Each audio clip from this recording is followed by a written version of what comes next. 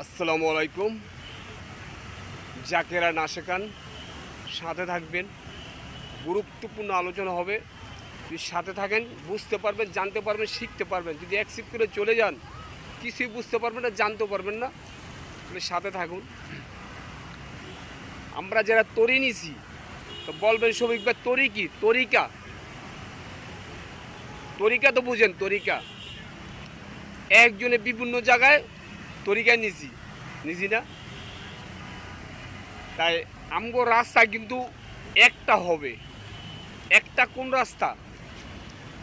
সত্যর রাস্তা কিন্তু একটা হবে, সঠিক রাস্তা কিন্তু একটা হবে, অসত্য রাস্তাগুলো অনেকগুলো হবে।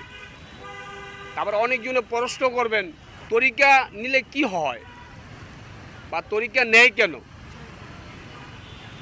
তরিকা নেয় কিছু শিখতে, কিছু বুঝতে, কিছু জানতে, কিছু দেখতে।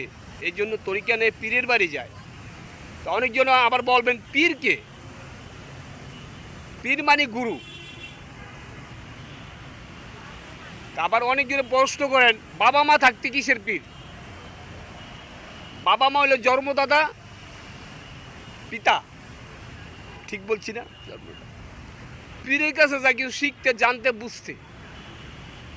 যদি আপনি শিখতে চান শিখতে পারবেন, যদি বুঝতে চান বুঝতে পারবেন, যদি জানতে চান জানতে পারবেন, যদি দেখতে চান দেখতে পারবেন। তো কেউ যা শিখতে, কেউ যা ঘুরতে, কেউ যা ঘুমাইতে, কেউ যা খাইতে, আর কেউ যা লাভ করতে। তো যাই যেটার সিদ্ধান্ত করে যায়, যাই যেটা চায় পীরের কাছে সেইটাই পায়, কামনা করতে পারে, লাভ করতে পারে। ঠিক বলছি না? এবং আমরা পীরের কাছে গেলাম, পীর হলো শিক্ষা গুরু।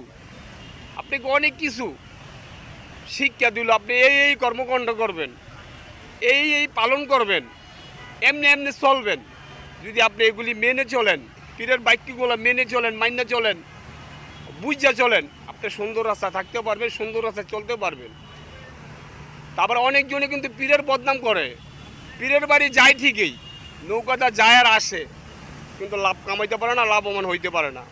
কেন? উনি পালন করে না, তিনি কিছু খেয়াল করে না, পীরের কথাগুলো মানে না, এই জন্য উনি লাভ করতে পারে না।